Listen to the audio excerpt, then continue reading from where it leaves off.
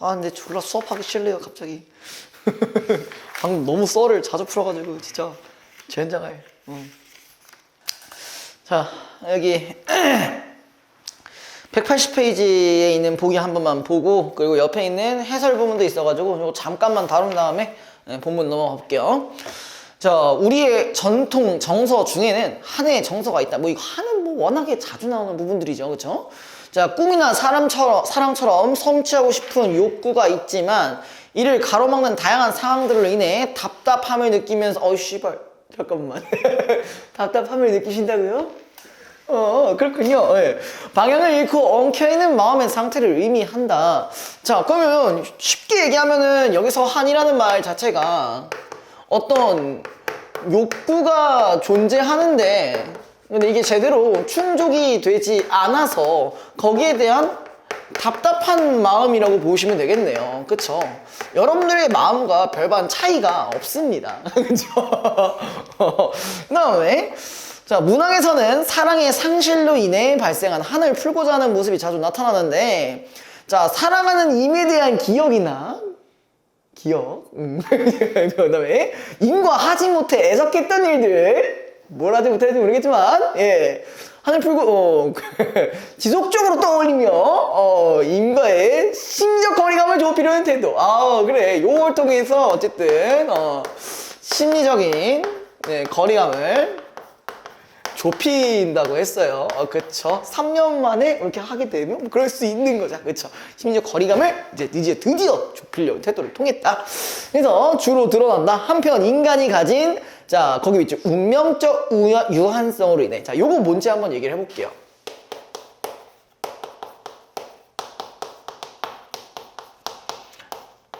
자, 이거 뭘 것 같아? 운명적인 유한성이 뭘 것 같아요? 운명인데 유한하대. 무한하지 않아. 이건밖에 더 되죠. 죽음밖에 더 있어. 그쵸? 자, 이걸로 인해 발생하는 한의 정서도 있다. 이러한 경우 유한성을 넘어 영원성을 희구하는 방식으로 그 한을 풀어내고자 하는 모습. 자, 이거는 유한성을 뭘로 바꾼다고? 영원성으로 바꾼대요. 영원하게. 이거 노래에서 되게 많이 나오죠. 그죠? 자, 아무튼 이런 게 드러나기도 있다. 자, 그게 아까 그 운명적 유한성으로 인해 나오는 부분이 그 나에 나오는 귀족도라는 작품이에요. 옆에 있는 해설 잠깐 볼까요? 이 귀족도가 이별의 정한을 노래한 시라고 되어 있는데 이 말이 있었어요. 삶의 한계를 뛰어넘어. 여기 님이 죽었어요. 네, 사랑하는 님이 죽어가지고 그런 상황에서 나오는 거라고 보시면 됩니다. 네. 그 다음에 뭐 가 같은 경우는 이런 말이 있었죠. 요것만 밑줄 쳐주세요. 억압적 현실 속에서 억압적 현실로 인해 한탄하고 있는 거죠. 그쵸? 자, 그 다음에 정석가는 많이 보셨죠. 그래도 그쵸? 정석가는 많이 보셨을 거예요. 그냥 현실에서 일어날 수 없는 일들을 가정에서 이제 어떻게 하는가 자신의 뜻을 내비치는 작품 중에 하나였죠. 자, 다시 본문으로 이제 돌아가 봅시다. 자, 돌담 기대서 친구 손 붙들고 자, 거기 그냥 눈물 타 그냥 동그라미 치시면 이건 뭘로 바꿀 수가 있어요? 아까 보기를 기반으로 했을 때 고통받는 상황이라고 볼 수가 있는 거죠. 그죠? 그 다음에 밑에 우러른 잿빛 하늘. 그럼 잿빛 하늘이니까 얘도 마찬가지 부정적 현실과 연결이 가능하죠. 그죠? 그 다음에 무화과 한 그루가 그마저 가려졌다. 무화과 한 그루가 안 그래도 부정적 현실이지만 근데 그래도 하늘이잖아. 그건 마저도 가려버린대요. 그죠?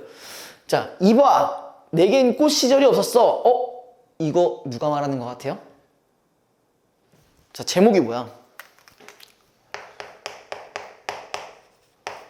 무화과야. 무화과 뜻이 뭔데? 꽃이 없는 과일이야. 꽃화자잖아. 꽃이 없는 과일이야. 그러면 이제부터 이건 누가 얘기하는 거라고 볼 수 있어요? 무화과가 이야기하는 방식이네. 그죠? 그래서 이봐 내겐 꽃 시절이 없었어. 꽃 없이 바로 열매 맺는 게 그게 무화과 아닌가? 어떤가? 친구는 손 뽑아 등 다스려주며 잠깐만. 이 무화과를 뭘로 설정하고 있어요? 친구라고 설정했어요. 그러면 아까 위에 돌담기 돼서 친구 손 붙들고, 그럼 여기 친구가 무화과겠네. 그죠? 자, 열매 속에서 꽃피는 게 그가 무화과가 아닌가? 어떤가? 자, 그럼 A 부분은 결론적으로 무화과라는 대상이 화자에게 뭘 한다고 볼 수가 있는 거예요? 위로를 한다고 볼 수가 있는 거죠. 이해됐어요, 이거? 위로를 하고 있는 상황입니다. 자, 일어나 둘이서 검은 개굴창가 따라 비틀거리며 걷는다. 자, 계속 검은 그런 이미지가 지금 나오고 있어요. 이것도 뭐 어떻게 보면은 부정적 현실이라고 볼 수 있지만, 근데 뭐야? 중요한 건 나와 무화과는 지금 어떻게 보면은 같이 다니는 동반자로서 볼 수도 있겠죠. 그쵸? 그럼 우리 둘이서 서로를 위로받으면서 뭐야? 부정적 현실을 헤쳐나간다 라는 식으로도 해석이 가능하겠네. 그쵸? 그 다음에 이 비틀거리며 걷는다도 마찬가지. 그냥 그렇지만 서로에 대해서 위로를 주고받는 상황이라고 보시면 되겠네요. 그 다음에 검은 도둑갱이 하나가 날쌔게 개굴창을 각으로 지른다. 뭐 이것도 마찬가지 부정적 현실을 드러낸 부분이라고 볼 수 있겠네요. 자, 그 다음에 귀촉도가 있었는데, 이 귀촉도라는 말이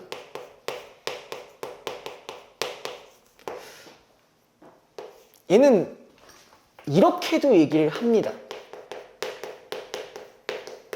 젖동새라고도 하기도 하고요. 두견이라고도 많이 얘기해요. 근데 특히 이 두 대상들은 뭐의 이미지로 유명하냐? 한의 이미지로 매우 유명합니다. 한의 이미지로 유명해요. 그래서 이 서정주의 귀촉도 말고도 김소월 작품에 젖동새라는 작품도 있어요. 아마 들어보면 알 거야. 접동 아우레 비접동. 진두강 가람가에 있던 누나가 동생들 뒤에 집에 두고 울기만 합니다. 그런 거 있잖아요. 그런 거거든요. 그래서 요거랑 요게 나왔다고 한다면은 요걸 생각해 보시면은 조금 편할 겁니다. 자, 아무튼 얘는 무슨 상황이라고 했었지? 이미 사랑하는 님이 죽었죠. 죽은 상황입니다. 자, 눈물 아롱아롱 피리 불고 가신 님의 밟으신 길은, 그럼 뭐야? 죽은 거죠? 죽음이라고 볼 수 있겠죠? 자, 그 다음에 님의 밟으신 길은 우리가 어찌 보면은 이거라고 볼 수 있는 거잖아. 그치? 근데 그 밑에 진달래 꽃 비오는 그 옆에 부분 동그라미 쳐주세요. 서역산만리라고 했어요. 서역산만리. 자, 이게 뭘까? 일단 두 가지 포인트 있어요. 이 서역이라는 부분은 서쪽 땅 어딘가예요.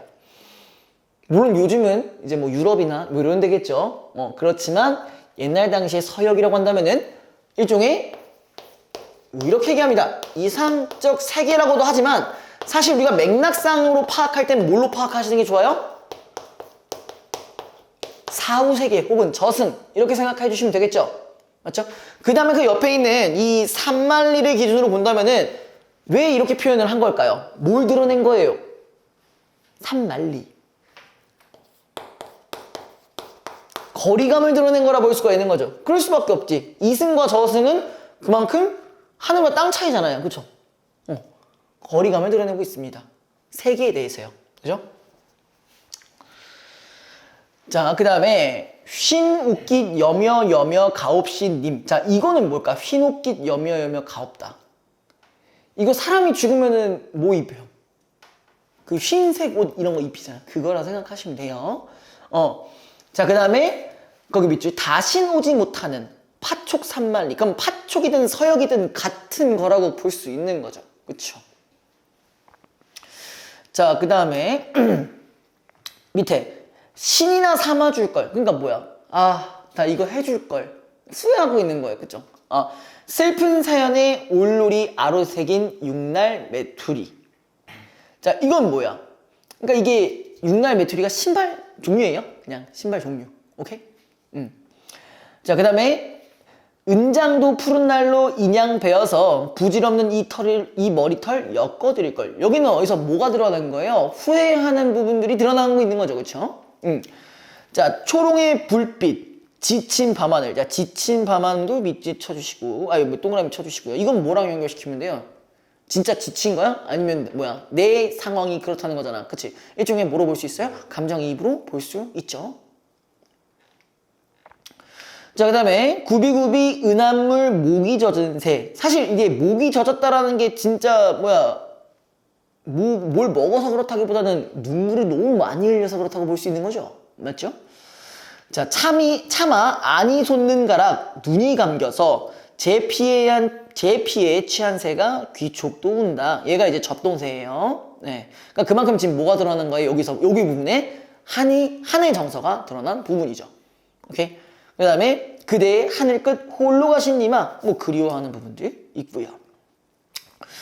자, 그 다음에 세 번째 정석가 볼게요. 요거는 뭐 그냥 이제 반복되는 부분은 다 쳐내고 그냥 주요한 것만 보겠습니다. 자, 그 첫 번째 이제 뭐야? 요거 뭐라고 얘기해요? 이거 기억나세요? 이거 무슨 뜻인지? 자, 사사기 생물의 별에 이게 뭐냐면은 사막에 있는 절벽에 사막에 있는 절벽. 그 다음에 여기 내가 구운 밤 닷대를 심고 있다. 뭐야? 야, 일단 요거부터가 뭐가 날 수 있는 게 없어. 존나 척박해. 근데 이걸 넣으면 잘하겠냐고. 안 잘하잖아. 그죠? 그래서 그 밤이 뭐야? 우미도다 싹이 나면 그때서야 어떻게 하겠다고? 유덕하신님을 여해화지이다. 이게 여해화지이다가 뭐였죠? 이별하겠다는 얘기죠. 어쨌든 얘는 다 공통적으로 뭐예요? 불가능한 상황을 가정하여 그리고 요걸 통해서 자신의 마음을 드러내는 거죠. 다 공통적입니다. 정석관 대부분 하나 빼고 다 공통적이에요. 그리고 만약에 이거를 복이랑 연결시킨다면은 아까 요거겠죠. 영혼으로 바꾸는 거. 그렇지? 우리 헤어졌잖아. 헤어졌으면 뭐야? 사랑의 유한성이 끝난 거잖아. 그러니까 이제 뭐야? 영원한 느낌의 가정을 하는 거예요. 영원히 그럴 일이 없으니까. 알겠죠? 알겠죠? 네. 자, 그 다음에 뭐 내용 자체가 어렵진 않을 겁니다. 그죠? 자, 그러니까 옥으로 연꽃을 사귀다. 이건 뭐야? 옥으로 연꽃을 만든다는 얘기잖아. 그죠? 그 다음에 바위에 접주하여이다. 그러니까 바위 위에 붙이겠다는 얘기예요. 근데 그 꽃이 피면, 아니, 씨발, 옥으로 연꽃을 만들었는데 그거 어떻게 펴? 안 되죠? 그때 헤어지겠다. 뭐라는 얘기고요. 자, 그 다음에 밑에. 이거 다 내용 아세요? 근데? 밑에도? 무쇠로 철릭을 말아. 뭐야? 철사로 주름박고 하고 싶대. 그러니까 뭐야? 무쇠로 옷을 만들고 거기에 주름까지 박을 건데 그 옷이 헐게 되면 헤어지겠다. 뭐 안 어렵죠 이거는? 자, 그 다음에 무쇠로 한 소를 지어다가 이게 뭐야? 쇠로 소를 만들어서 그 다음에 철수산에 놓겠다. 그러니까 뭐야? 철로 가득한 산에 놓겠대요. 근데 그 소가 철로 된 풀을 먹으면 그때 헤어지겠다. 이런 얘기는 별로 어려운 건 없습니다. 그죠? 자, 1번 문제. 가와 나의 공통적으로 가장 적절한 것은 자, 뭘까요?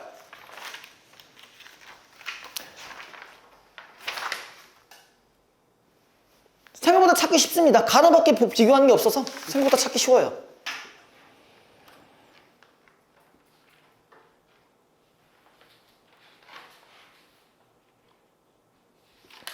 자, 1번. 유사한 통사 구조를 반복하여 리듬감을 형성하고 있다. 자, 그 포인트가 있나? 자, 가에서는 뭐라고 나와 있어요? 여기 있어요. 꽃 없이 바로 열매 맺는 게, 그 다음에 그 밑에, 뭐야? 열매 속에서 솟꽃 피는 게 이런 부분들이 계속 반복되고 있잖아요. 그죠? 맞죠? 하는 게 뭐야 어떤가 뭐 이런 것도 있고요. 그죠? 자, 그 다음에 나에서는 뭐가 있냐? 확실한 거 하나 있네요. 서역 산만리, 파촉 산만리 있죠? 그럼 1번이 정답입니다. 자, 그 다음에 2번 A에 대한 설명. 지금 우리 A가 뭐였어? 아까 그 위로 하는 거라고 했었잖아. 그치? 아, 이거 바로 나오네 정답. 3번이네. 그죠? 친구는 동일한 대상에 대해 화자와 다른 시각을 드러내며 화자를 위로하려 하고 있다. 자, 네, 3번 기억과 니은의 공통점. 자, 기억이 뭐였냐? 잿빛 하늘 지친 밤하늘. 이거 뭐겠어요? 아, 이것도 존나 쉽네. 야, 이거 뭐야? 무슨 문제야 이거 씨발. 잿빛 하늘 뭐라고 했어 제가 아까? 부정적 현실. 지친 밤하늘. 내가 그렇게 생각하는 감정이입이니까 당연히 부정적 현실이라고 생각하겠죠. 그죠?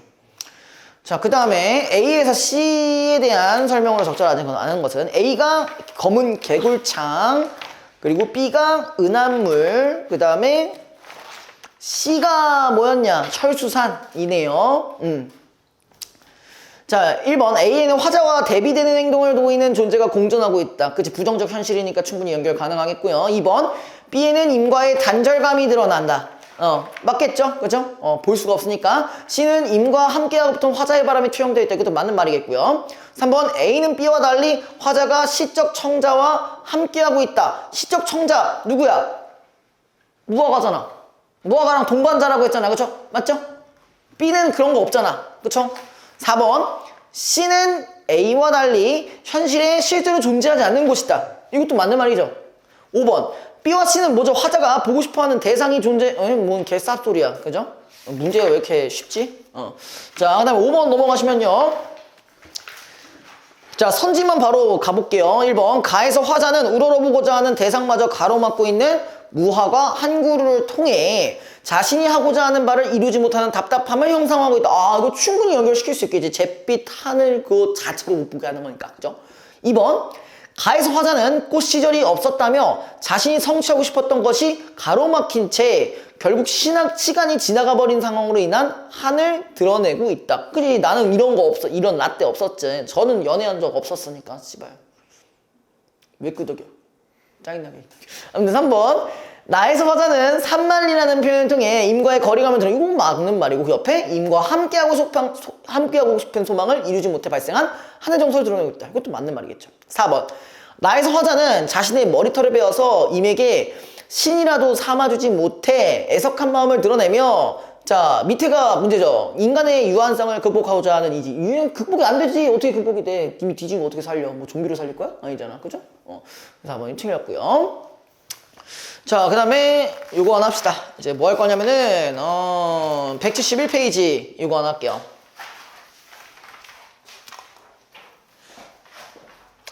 물론 여러분과는 전혀 상관없는 주제이긴 하지만 알아두시면 매우 편한 그런 겁니다. 근데 여러분들이 언젠가 쓸 수도 있어요. 여러분들이 뭐 누군가는 사업을 하시는 분도 있겠지. 근데 내가 사업하는 데 자꾸 나한테 족같이 하는 새끼들이 있어. 그럼 뭐야? 내용 증명 떼가지고 야 씹새끼들 너 다 그거 할 거야. 이러면 뭐 어쩔 거야. 그지? 그리고 막 그런 것도 있을 수 있잖아. 또 어떤 경우도 있냐?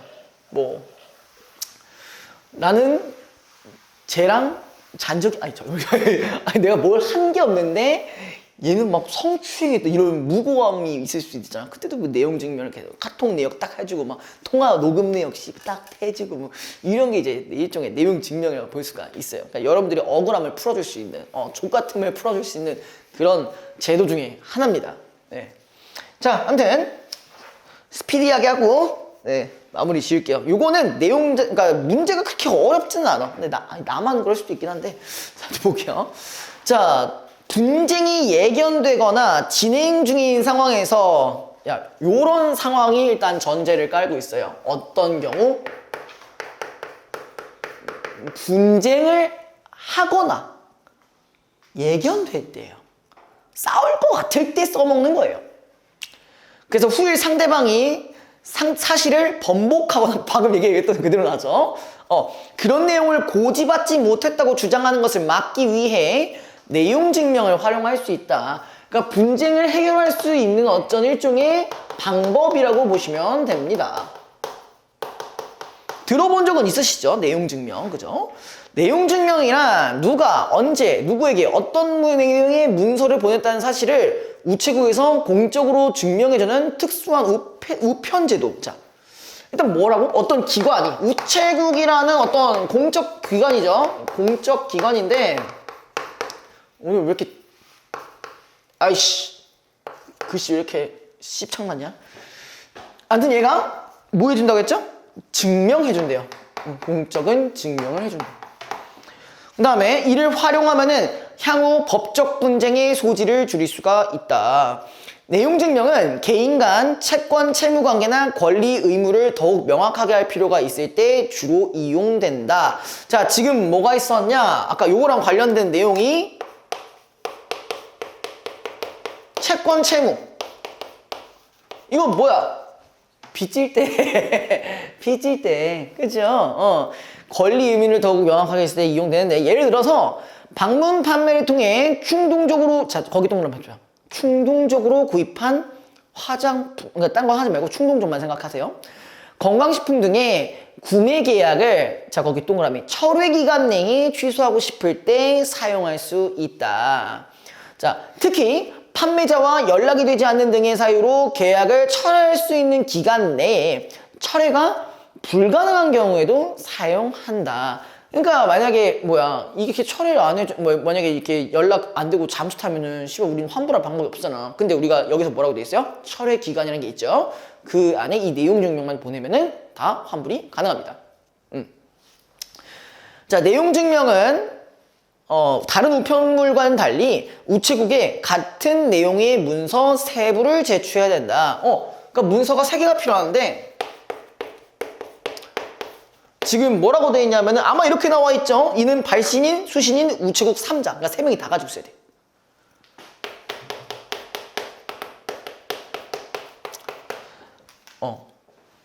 예를 들어 이를테면은 내가 헤어졌다라는 어떤 증거를 내용 증명하고 싶을 때 그럼 이제 뭐야? 전 여친 한부, 나 한부, 우체국 한부. 이렇게 3장을 할 수 있다는 얘기예요. 그죠?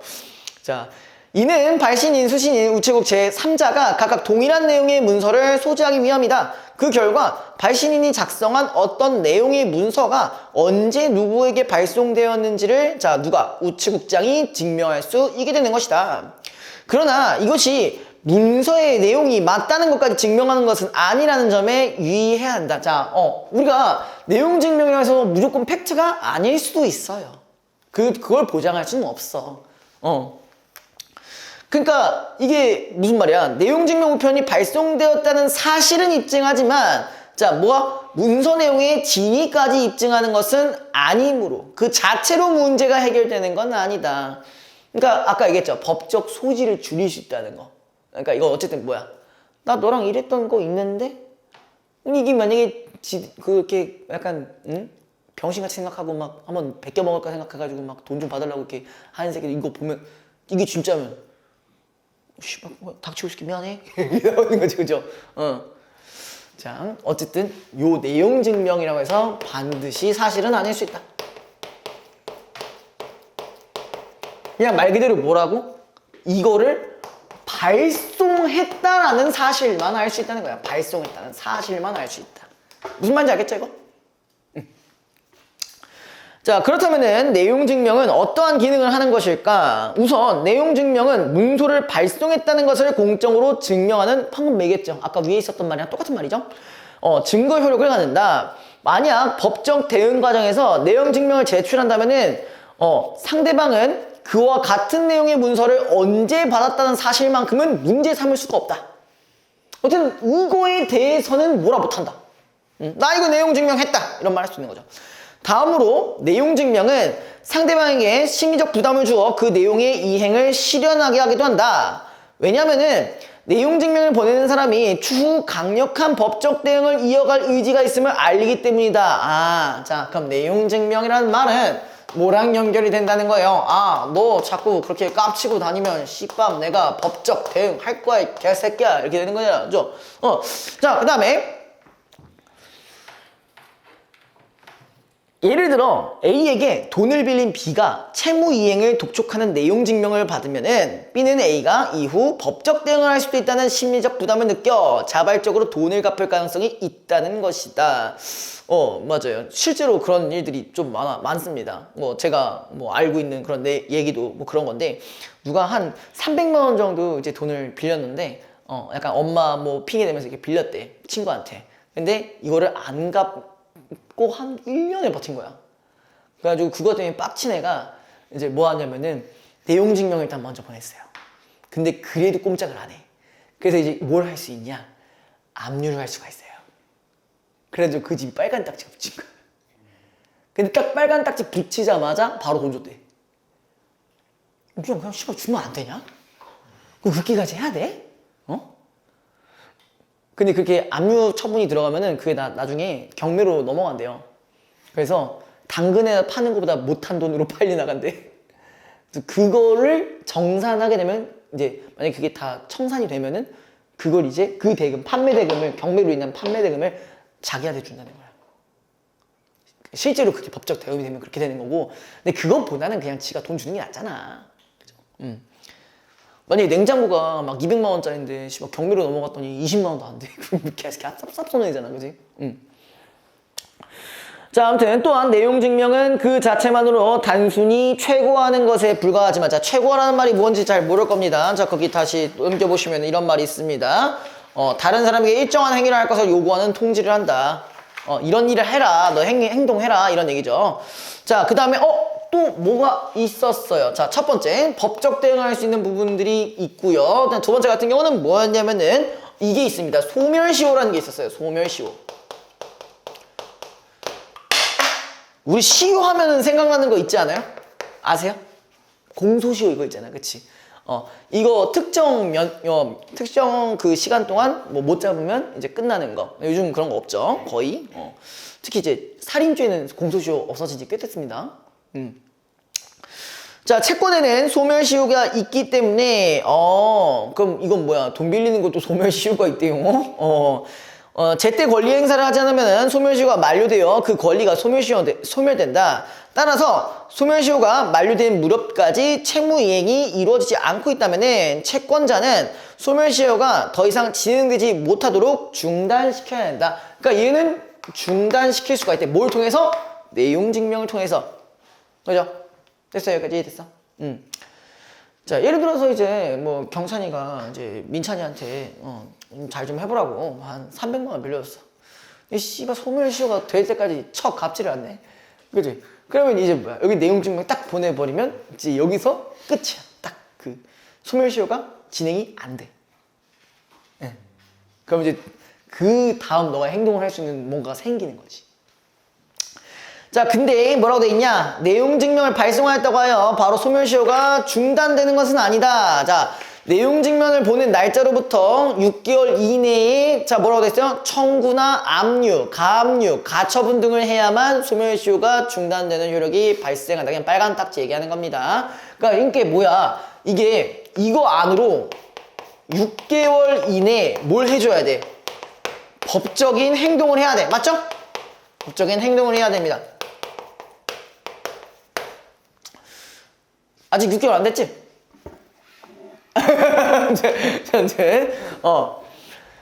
이러한 법적 대응을 하게 되면 해당 사안의 소멸시효가 내용 증명을 보낸 시점에 중단되는 효력이 발생한다. 이렇게 소멸시효가 중단되면은 그때까지 경과한 소멸시효의 기간은 자 플러스 무효가 된다. 소멸시효도 무효가 된다. 자, 그 다음에 중단 사유가 종료된 때로부터 소멸시효가 새로이 시작된다라고 되어 있습니다. 자, 근데 밑에 내용 증명을 작성할 때 정해진 양식이 있는 것은 아니지만 자, 거기 동그라미, 특정일 동그라미, 그 다음에 특정 내용 동그라미. 전달했던 증거가 되므로 뭐가 있어야 하는데요? 발신인, 수신인, 제목, 본문, 날짜 등이 순서대로 포함되어 있어야 된다. 자, 이거랑 관련된 게 어디 있냐면은 그 뒷장에 넘겨 주시면 3번 문제인가 거기에 있습니다. 요게 이제 내용 증명과 관련된 이제 양식이에요. 여기서 요거는 그냥 그림만 참고하시면 되고요. 어차피 저희 이따 문제 풀 거니까. 자, 그 다음에 기재된 발신인 및 수신인의 주소와 이름은 반드시 봉투 겉면에 작성하는 주소 이름과 일치하도록 해야 하고, 제목에는 손해배상 청구 등과 같이 내용 증명의 거기 밑줄 구체적 목적이 담겨야 한다. 자, 그 다음에 본문에는 계약 경위와 같은 객관적 사실관계와 요구사항 등을 분명히 제시해야 한다. 그러니까 사실관계, 그 다음에 요구사항. 날짜에는 발송 날짜를 쓰고 발신인의 도장을 찍거나 서명을 하도록 한다. 그래서 작성하면서 글자나 기호를 정정, 삽입할 때는 또 삽입 또는 삭제할 때는 반드시 이런 걸 써야 된대요. 정정, 삽입, 삭제라는 문자 및 추정한 글자 수를 여백에 기재하고, 그곳에 뭐까지 추가해야 되는데 도장을 찍거나 지장을 찍거나 서명을 해야 된대요. 그러니까 한마디로 뭐야? 만약에 수정사항이 있다라면은 이 수정할 거에 대한 목록을 얘기를 하고, 그렇지? 정정이면 정정, 뭐면 뭐뭐 이렇게 해가지고 플러스 뭐 도장이나 지장이나 사인을 하면 된다는 거였어요. 지장이 뭔지 아시죠? 자, 그 다음에 민법의 규정에 따라 문서의 우편 발송은 수신인에게, 자, 거기 동그라미 도달된 때부터 효력이 발생한다. 자, 근데 그러나 세모야죠. 방문 판매 등의 청약 철회를 요청하는 내용 증명의 경우에는 수신인의 수취 여부와 상관없이 밑줄 상관없이 서면을 발송한 날부터 발생한다. 그러니까 이런 청약 철회와 관련된 거는 발송한 날부터 돼요. 이건 왜? 수신인이 뭐 할 수도 있으니까, 참수할 수 있으니까.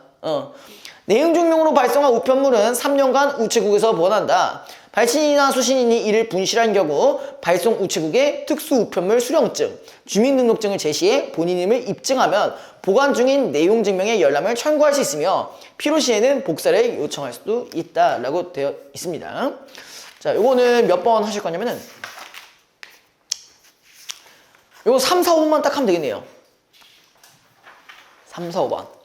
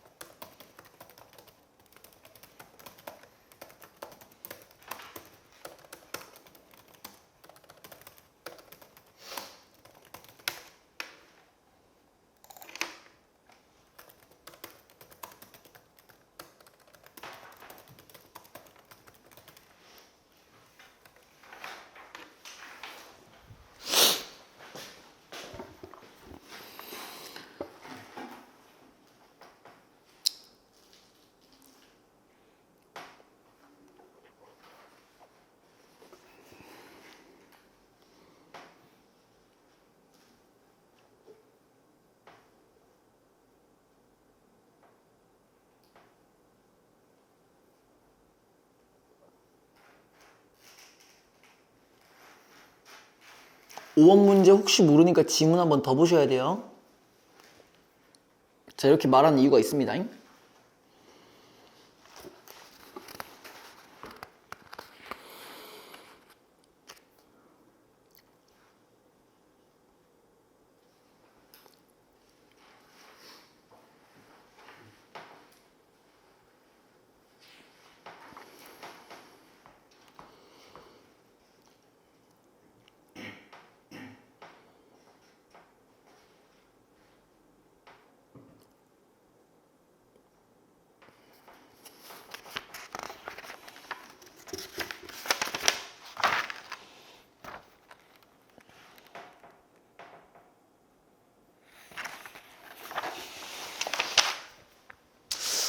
5번 왠지 틀릴 것 같은 느낌이 들지?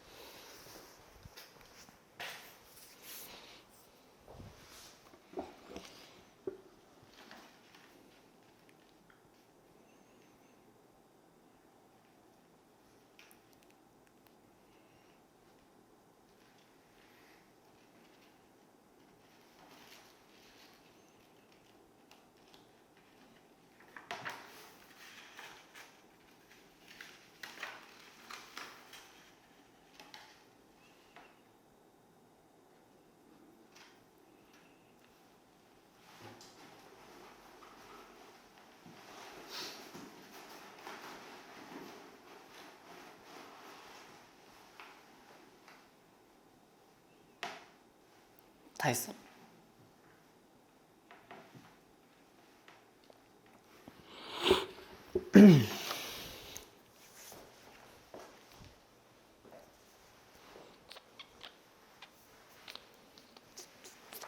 자, 볼까요? 자, 3번 A를 바탕으로 이해한 내용을 적절하지 않은 것. 자, 1번. 자, 그 부분이네요. 봉투 겉면에 작성하는 것과 일치하도록 이름을 추가해야 된다. 이거 나와 있죠? 그쵸? 세 번째 줄에 나와 있습니다. A에서 세 번째 줄에 나와 있고요. 2번 제목에 해당하는 부분이므로 발신의 목적이 들어야 된다고 했었지, 그지? 그래서 계약 철회 요청으로 작성하면 좋겠다. 이거 맞을 거고요. 자, 3번은 좀 안 헷갈렸냐? 막상 봤을 때? 두 글자를 삭제함으로써 삭제한 글자 수까지 두자 삭제로 적어야 된다. 그게 있었잖아요. 반드시 정정, 삽입 또는 삭제라는 문자 및 수정한 글자 수를 여백에 기재한다. 이게 밑에서 두 번째 줄에 있었습니다. 그다음에 4번. 요구사항이 분명하게 드러나도록 따라서 이 계약의 취소를 요청합니다를 추가해야 해. 그거 해야겠죠. 5번.